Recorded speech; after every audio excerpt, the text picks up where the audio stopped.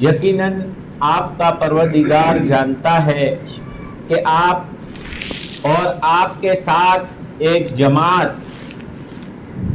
رات کے تہائی حصے اور نصف حصے اور ثلث حصے عبادت میں مشغول رہتے ہو، اور اللہ تبارک و تعالی ہی رات اور دن کا صحیح اندازہ لگانے والے ہیں۔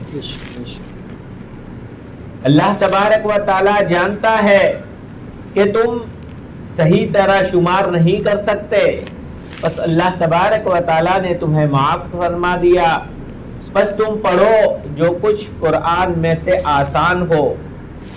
اور اللہ تعالی جانتے ہیں کہ عنقریب تم میں سے بعض لوگ بیمار ہوں گے اور بعض زمین میں سفر کریں گے۔ اللہ تبارک و تعالیٰ کے فضل کو تلاش کرنے کے لیے، اور بعض اللہ کے راستے میں قتال کریں گے، جہاد کریں گے۔ بس تم پڑھو جو کچھ قرآن میں سے آسان ہو، اور نماز کو قائم کرو، اور زکوٰۃ کو ادا کرو، اور اللہ تبارک و تعالیٰ کو بہترین قرض دو، اور جو کچھ تم اپنے لیے آگے بھیجو گے تو اس سے بہتر پاؤ گے اللہ تبارک و تعالیٰ کے پاس، وہ بہتر ہے اور اجر کے اعتبار سے بڑھا ہوا ہے۔ اور اللہ تبارک و تعالیٰ سے استغفار کرو، یقیناً اللہ تبارک و تعالیٰ بڑا بخشنے والا، رحم کرنے والا ہے۔ ان آیات سے پہلے والی آیات میں آیا تھا کہ اللہ تبارک و تعالیٰ نے اپنے نبی محمد رسول اللہ صلی اللہ علیہ وسلم کو حکم فرمایا تھا کہ رات کو اٹھ جایا کرے، یعنی رات میں تہجد کی عبادت کو ادا کرے، گویا تہجد کی نماز کو فرض قرار دیا تھا۔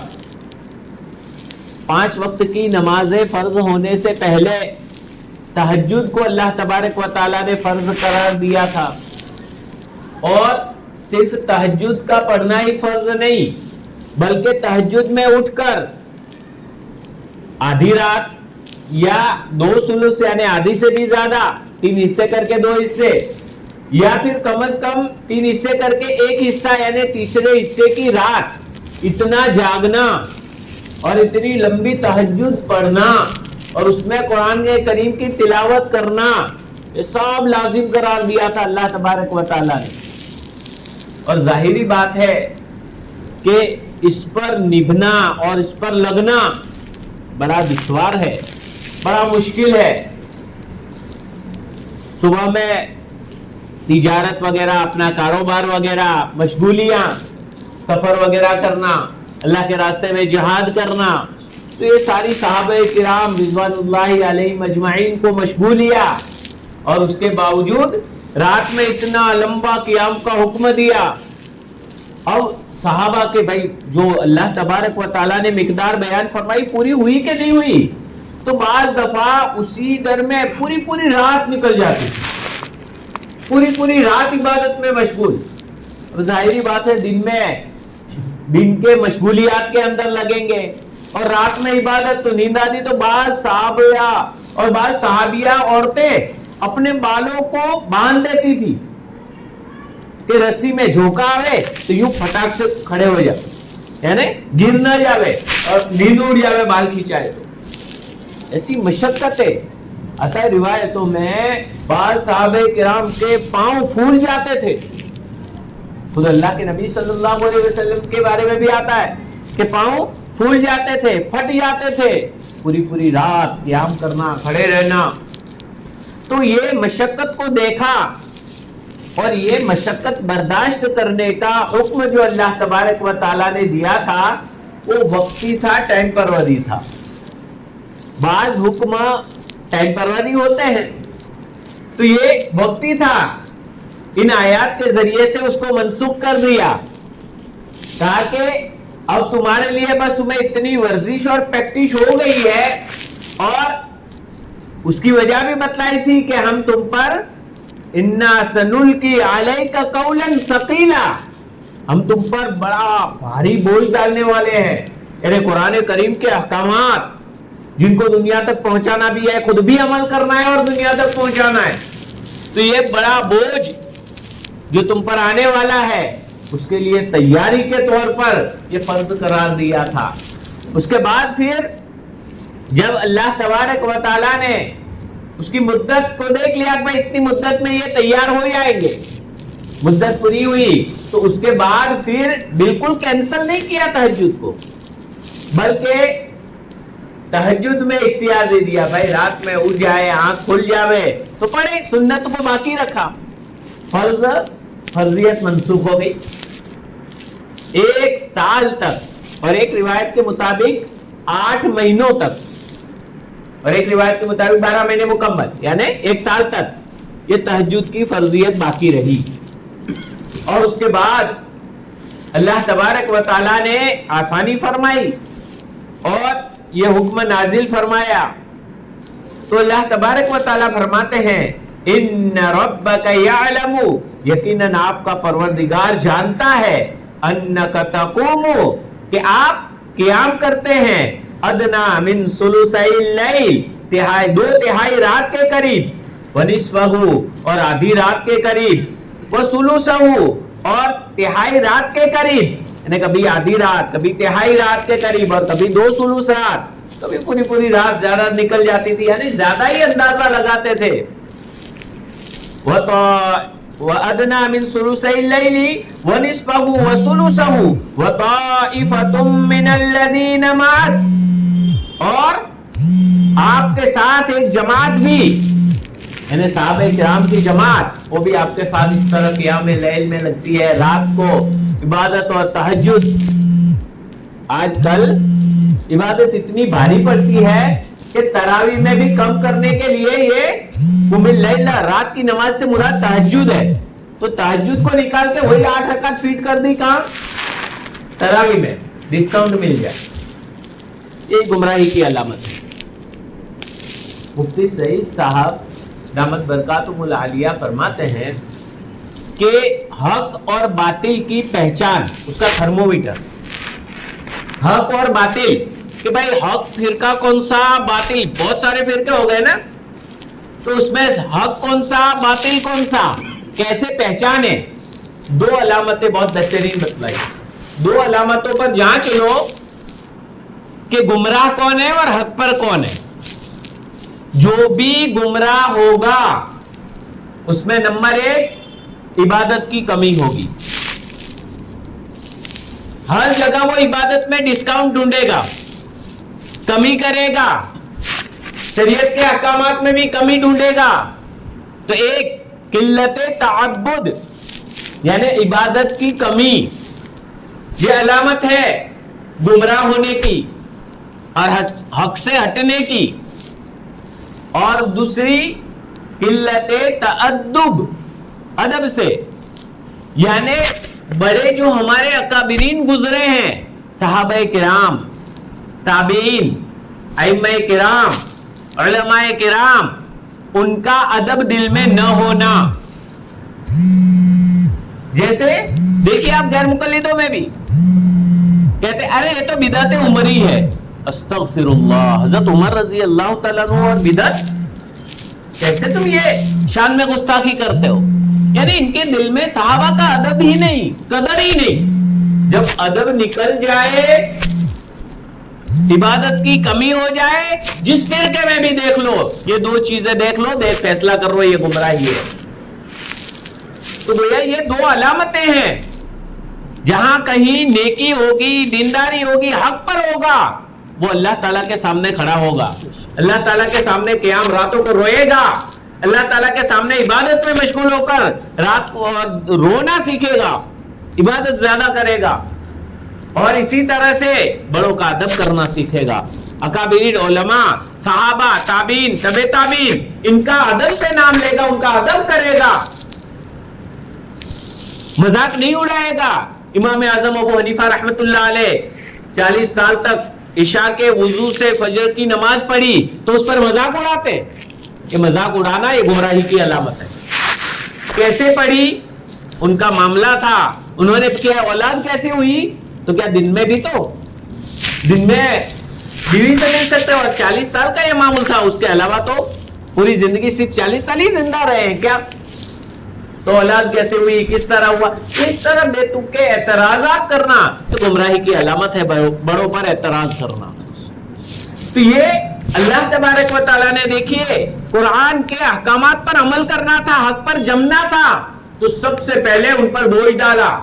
راتوں کو اٹھو, گڑ گڑاؤ, اللہ کے سامنے رو, لمبی لمبی قرات کر کے اللہ تبارک و تعالیٰ کے سامنے کھڑے ہو جاؤ, بن جاؤ پہلے, تاکہ پھر تمہاری بات میں بھی اثر ہو اور تم ان احکامات پر پورے اتر سکو. حالات آئیں گے چاروں طرف سے, بوجھ بھی آئے گا, مشقتیں بھی آئے گی, لیکن ان مشقتوں میں جمنا قرآن سکھاتا ہے کہ پہلے عبادات وغیرہ کے ذریعے سے اپنے مشقتوں کو برداشت کرنے کا اپنے آپ کو عادی بناؤ.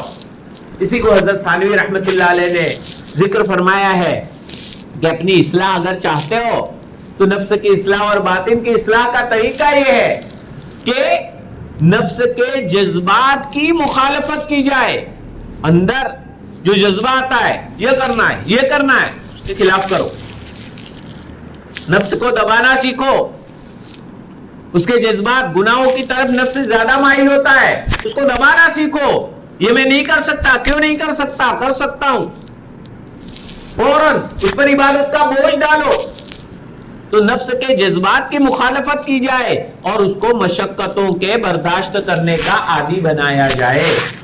مشقت, محنت, بوجھ, اللہ کے لیے, دین کے لیے بوجھ کو برداشت کرنا, بوجھ کو اٹھانا, اس کا عادی بناؤ تو تمہاری اصلاح ہوگی. یہ کون؟ حضرت مولانا اشرف علی تھانوی رحمت اللہ علیہ نے اپنی کتاب میں. اس لیے دیکھیے یہاں پر بھی جب صحابہ ایسے ہی نہیں بنے کہ ان کا ایمان اتنا پاورفل اور مضبوط, ایسے ہی نہیں بن گیا. شیروں نے راستہ ایسے ہی نہیں بتلایا. شیر جس کو دیکھ کر نام سن کر ہم بھاگتے ہیں, راستہ دکھانے کے لیے دم ہلاتے ہوئے آگے, ہم اللہ کے رسول کے صحابی ہیں, جنگل میں راستہ بھٹک گئے, چلو قافلہ سے ملنا ہے ہمیں, تو شیر دم ہلاتا ہوا, چلو بھائی میں راستہ دکھاتا ہوں. تو یہ ایسے ہی نہیں ہو گئے مضبوط. پہلے اللہ تبارک و تعالیٰ نے ان کو ٹھوس بنایا, قرآن کے احکامات, اس کے بعد ان کے اوپر آہستہ آہستہ آہستہ آئے, اور پھر ایک وقت آیا اللہ تبارک و تعالیٰ پہلے سے جانتے تھے. دیکھیے قرآن کریم میں بہت ساری آیات, پہلے ایک حکم, بہت سارے احکامات, یوں کہو کہ آیات میں بعض آیتوں میں ایک حکم نازل ہوا, پھر وہ حکم کینسل ہو کر دوسرا حکم آیا. تو یہ ہوا ہے, اور یہ دنیا میں بھی قوانین بدلتے رہتے ہیں, لیکن دونوں میں فرق ہے. میں بتلاتا ہوں آپ کو. دنیا میں تو کہ بھائی حالات اس طرح کے, اور یہ چیز دیکھ کر ایک چیز شروع کرتے ہیں, بھائی اس طرح کرو, یہ ٹھیک ہے, نہیں یہ بدل گیا تو چلو بدل دو. اس طور پر بدلتے ہیں, طریقہ ترتیب وغیرہ بدلتے ہیں نا. کمپنی میں بھی کام کرنے کا طریقہ, ہر چیز میں کہ بھائی یہ اس طرح سیٹ نہیں تھا, اس طرح انداز سے شروع کرو. تو اب وہ پہلے والا نہیں, اب وہ آرڈر دیا تھا وہ کینسل, اب یہ دوسرا آرڈر اس انداز سے ہوگا. تو وہ بدلتے رہتے ہیں. لیکن اللہ تبارک و تعالیٰ کا جو بدلنا, اس کو سمجھنے سے پہلے یہ بات سمجھ لو. میں ایک دنیاوی مثال دیتا ہوں, دنیاوی مثال دے کے آپ کو بٹھاتا ہوں نا. بعض لوگ اعتراض کرتے ہیں بھائی قرآن میں پہلے یہ نا بعد میں یہ نا, قرآن میں اللہ تعالیٰ تو سب جاننے والے, تو یہ تبدیلی کی کیوں, قرآن میں تبدیلی کیوں آئی؟ پہلے والی آیتوں پر عمل نہیں کر سکتے, بعد والی پر کرنے کا, یہ سب تبدیلیاں کیوں؟ تو اس کو سمجھنے کے لیے میں آسانی سے یہی سمجھاتا ہوں. اس کو عربی زبان میں منسوخ کہتے ہیں کہ یہ منسوخ ہو گیا حکم, یعنی کینسل ہو گیا. تو یہ کینسل کیوں ہوتا ہے, اس کو اچھی طرح سے سمجھ لے. جب کوئی آدمی بیمار ہوتا ہے, ڈاکٹر کے پاس جاتا ہے, ڈاکٹر اس کو دیکھتا ہے, بیماری کی کیٹیگری وغیرہ دیکھتے ہوئے پہلے ہائی ڈوز کی دوائی طے کرتا ہے. اس کو بھی معلوم ہے کہ یہ دوائی ہمیشہ نہیں چلے گی, بلکہ بھائی یہ 3 دن تک یہ دوائی دو, آگے چل کے پھر دیکھیں گے, بدلنی پڑے گی, آگے نہیں دینا ہے یہ دوائی, بس پھر میرے پاس آنا. پھر اس کے بعد دیکھ کر وہ بدلتا ہے. اس کو بھی پتا ہے کہ یہ دوا ہمیشہ کے لیے نہیں ہے, بدلنے کی آگے چل بیماری کی اعتبار سے. تو اس طرح ہے, ڈاکٹر تو چیک کرنے کے بعد اس کو پتا چلتا ہے. لیکن وہ تو عالم الغیب ہے، وہ انسانوں کو جانتا ہے، ہر چیز کو جانتا ہے، تو وہ کبھی کبھی کوئی حکم ایک وقتی طور پر گویا ایک مدت کے لیے ایک وقت دیتا ہے کہ بھائی ابھی ان کی ضرورت ہے ان کو، اور اتنی مدت کے بعد اس کی ضرورت نہیں رہے گی، اور اتنی مدت کے بعد وہ اس قابل ہو جائیں گے کہ ان کو دوسرا حکم دیا جائے، اتنی مدت کے بعد یہ دوائی کے بعد یہ اس قابل ہو جائے گا کہ اب اس کو یہ دوائی دی جاوے، ورنہ وہ ہائی ڈوز اگر ڈائریکٹ دے دیا گیا تو پریشانی ہو جائے گی جیسے ڈاکٹر کرتے۔ تو اس طرح سے اللہ سبحانہ و تعالی بھی ان چیزوں کو کبھی پہلے ایک حکم دیا کہ بھائی اس پر پابندی کروائیں، اور وہ وقتی ہوتا ہے، اللہ تبارک و تعالی جانتے ہیں، پھر اس کو تبدیل کر دیتے ہیں۔ تو یہ 5 ٹائم کی نمازیں بعد میں دی گئی، پہلے تہجد میں مشق کروائی گئی، اور پھر اس کے بعد 5 ٹائم کی نماز فرض کی، تہجد سے فرضیت کینسل، ہاں عبادت وغیرہ کرنا اور مستحب اور سنت کے طور پر اس کو جاری رکھا۔ تو یہ یقیناً آپ کا پروردگار جانتا ہے کہ آپ 2/3 رات کے قریب یا اور نصف کے قریب اور 1/3 کے قریب، اور آپ کے ساتھ ایک جماعت بھی، وہ لوگ جو آپ کے ساتھ ہیں ان میں سے ایک جماعت بھی قیام کرتی ہے، کھڑی ہوتی ہے، اور اللہ تبارک و تعالی ہی رات اور دن کا صحیح اندازہ لگانے والے ہیں۔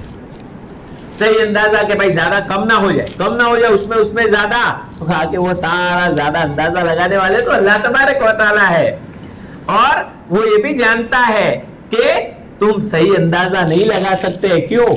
اس لیے کہ ظاہری بات ہے، اس کی 2 تفسیریں کی گئی ہے۔ ایک تفسیر تو یہ کہ ظاہری بات ہے کہ عبادات میں جب مشغول ہو، اور نماز ہمارے جیسی نہیں کہ دکانوں کا حساب ہو جائے، نماز صحابہ کرام کی یکسوئی کے ساتھ اللہ تبارک و تعالیٰ کی طرف مشغول ہو کر اس انداز سے نماز ہوتی تھی کہ تیر لگتے تھے پتہ نہیں چلتا تھا، اور تیر زیادہ لگنے کے بعد بھی نیت توڑنے کا دل نہیں چاہتا، پڑھتے جاتے ہیں سورت پوری کرو، وہ والی نماز تھی۔ تو ایسی مشغولی میں کتنا وقت ہوا کہاں سے پتہ چلے گا؟ تو اللہ تعالیٰ فرماتے ہیں کہ بھائی اللہ تعالیٰ جانتے ہیں کہ تم اس کو شمار نہیں کر سکتے۔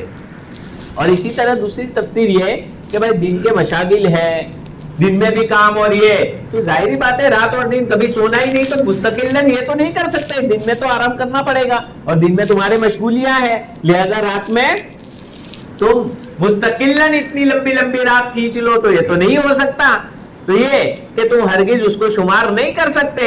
فتاب علیکم، اللہ تبارک و تعالیٰ نے تمہیں معاف کر دیا، کوئی فکر مت کرو، کمی بیشی ہو گئی اس میں بھی فکر کی ضرورت نہیں ہے۔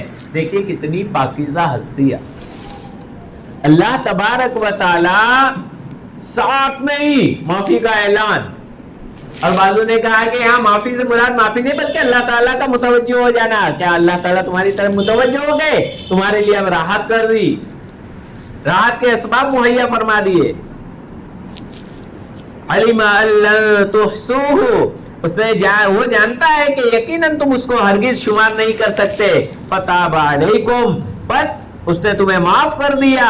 فقرؤوا ما تیسر من القرآن، بس پڑھو جو کچھ قرآن میں سے آسان ہو، یعنی آسان جو بھی قرآن پڑھ سکو، چاہے سورہ ناس، سورہ فلق، ایسی چھوٹی چھوٹی صورتیں، قل هو اللہ، انا اعطیناک جیسی چھوٹی چھوٹی صورتوں کو پڑھ کر بھی تم پڑھو تو اس طرح بھی تہجد پڑھو، ایسا آسان ہو، جتنا مل جائے، 2 رکعت 4 رکعت 6 رکعت 8 رکعت، آپ صلی اللہ علیہ وسلم کا عمومی معمول زیادہ سے زیادہ 12 رکعت بھی ہے، لیکن عمومی عام طور پر آپ صلی اللہ علیہ وسلم 8 رکعت تہجد کی نماز پڑھتے تھے، جن کو انہوں نے تراویح لے لیا ہے ڈسکاؤنٹ کرنے کے لیے۔ تو یہ 8 رکعت تہجد پابندی کے ساتھ پڑھتے تھے، اسی کو عائشہ صدیقہ رضی اللہ تعالیٰ عنہا نے بھی بیان فرمایا ہے کہ حضور اکرم صلی اللہ علیہ وسلم رمضان اور غیر رمضان میں 8 رکعت پر اضافہ نہیں فرماتے تھے، یعنی 8 رکعت کو پابندی سے پڑھتے تھے، رمضان میں بھی اور رمضان کے علاوہ میں بھی۔ ان لوگوں کو ہم کہتے ہیں کہ بھائی ٹھیک ہے 8 رکعت تراویح پڑھنا ہے، پھر رمضان کے بعد بھی پڑھو نا، پورے سال پڑھو، کیونکہ یہاں تو رمضان اور غیر رمضان دونوں کا تذکرہ ہے۔ لیکن وہ پتہ چلی جائے گا کہ حق کون ہے باطل کون ہے، عبادت زیادہ کہاں پر ہے کم کہاں پر ہے۔ اسی طرح سے اللہ والوں کا ادب کس کے وہاں ہے اور بے ادبی کس کے پاس ہے۔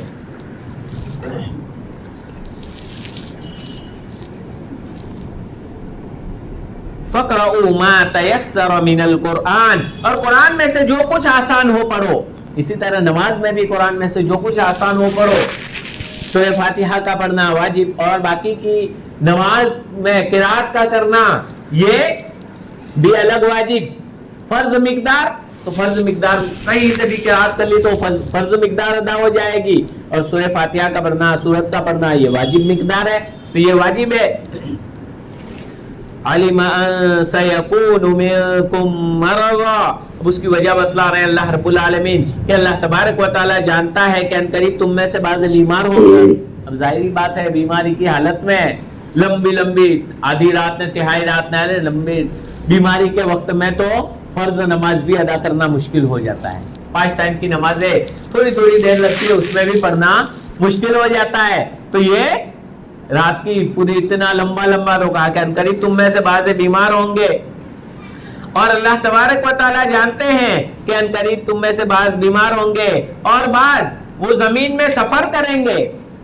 ظاہری بات ہے یبتغون من فضل اللہ، اللہ تعالیٰ کے فضل کو تلاش کرنے کے لیے۔ دیکھیے حلال روزی کو یہاں اللہ تبارک و تعالیٰ کا فضل قرار دیا گیا ہے۔ گویا احکامات شرعیہ کی پابندی کر کے اللہ تبارک و تعالیٰ کے جو احکامات ہیں یعنی نماز روزہ وغیرہ ان تمام کی پابندی کر کے اگر کوئی آدمی اور اسی طرح جو بھی کاروبار کرتا ہے اس کاروبار چاہے جو بھی تجارت کا کاروبار کرتا ہو یا مزدوری کا کاروبار کرتا ہو یا جو بھی کاروبار کرتا ہو شریعت کے مطابق کاروبار کرتا ہو اور اس انداز سے وہ روزی تلاش کر رہا ہو حلال روزی تلاش کر رہا ہو تو یہ اللہ تبارک و تعالیٰ کا فضل تلاش کرنے والا ہے۔ یہ جو پیسے مل رہے ہیں یہ جو اس کو کمائی ہو رہی ہے یہ سب اللہ تبارک و تعالیٰ کا فضل ہے۔ اور اگر اللہ تبارک و تعالیٰ کے احکامات کو توڑ کر ناجائز طریقے سے اگر وہ کما رہا ہے تو یہ اللہ تبارک و تعالیٰ کا فضل نہیں ہے بلکہ وبال ہے۔ اسی لیے دنیا کو آفت بھی کہا گیا، پریشانیوں کی جڑ بھی کہا گیا، اور مال و دولت کو سانپ کی شکل بنا کر جو قبر میں ڈسے گا روایتوں میں وہ بھی بتلایا گیا۔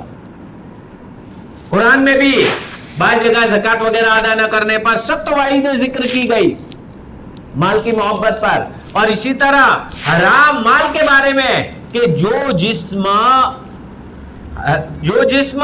حرام سے پل کر بڑا ہوا ہو، اللہ کے نبی صلی اللہ علیہ وسلم فرماتے ہیں النار اولا بہ، وہ جہنم کے زیادہ لائق ہے۔ اللہ تبارک و تعالی ہم سب کی حفاظت کرے۔ تو گویا مال اگر صحیح ڈھنگ سے ہم تلاش کریں گے جتنا بھی اللہ تعالیٰ خوب برکت دے ہوئے تو دعا کرتے ہیں اللہ تبارک و تعالیٰ تمام مومنین کو برکت دے ہوئے۔ ظاہری بات ہے مومنین کے مالوں میں برکت ہوگی اس میں اسلام اور مسلمانوں کا ہی فائدہ ہے، تو اللہ تبارک و تعالیٰ سب کو خوب لیکن حلال طریقے سے حلال روزی جو اللہ تبارک و تعالیٰ کا فضل بنے، اور وہ مال اللہ تعالیٰ کا فضل بنے گا تو وہ مال جب گھر والے کھائیں گے گھر میں استعمال ہوگا تو یہ بھی فضل کھائیں گے اور اللہ تبارک و تعالیٰ کے فضل کے مستحق ہوں گے، اور جب فضل والی چیز استعمال کریں گے تو ظاہری بات ہے گھر میں محبت دین اور رونق آئے گی، اور اگر حرام کو استعمال کریں گے تو گھر میں بھی جہنم بن جائے گی۔ تو گھر کو جنت بنانا ہے تو اپنی کمائی کو صحیح کر لو، اپنے مال کو فضل بنا لو۔ یبتغون من فضل اللہ، وہ اللہ تبارک و تعالیٰ کے فضل کو تلاش کرتے ہیں۔ وآخرون یقاتلون فی سبیل اللہ، اور دوسرے بعض جو اللہ کے راستے میں قتال کرتے ہیں جہاد کے لیے نکلتے ہیں۔ فقرؤ، اس لیے اللہ تعالیٰ نے تم پر آسانی فرما دی، فقرؤ ما تیسر منہ، کہ جو بھی قرآن میں سے آسان ہو اس کو پڑھو اور ساتھ میں نماز کو قائم کرو۔ آگے کے جو احکامات ہیں نماز زکوٰۃ وغیرہ اس کو انشاءاللہ آئندہ اتوار کو تفسیر میں لے لیں گے. اللہ سبحانہ و تعالی ہمیں اس سننے سنانے کو قبول فرمائے اور اللہ تبارک و تعالی ہمیں اپنا فضل نصیب فرمائے. وبال جان والے مال سے اللہ تبارک و تعالی ہماری حفاظت فرمائے. اللهم لك الحمد كله ولك الشكر كله كما ينبغي لجلال وجهك الكريم وعظيم سلطانك. رب اغفر وارحم وأنت خير الراحمين. صلى الله تعالى على خير خلقه محمد وآله وأصحابه أجمعين. یا الہ العالمین ہم سب کے گناہوں کو معاف فرما دیجئے. اے اللہ ہم سب کی خطاؤں کو معاف فرما دیجئے. مولا بے شمار گناہ کیے ہیں، مولا بے شمار خطائیں کی ہیں، مولا ہر وقت گناہوں میں لبریز رہتے ہیں.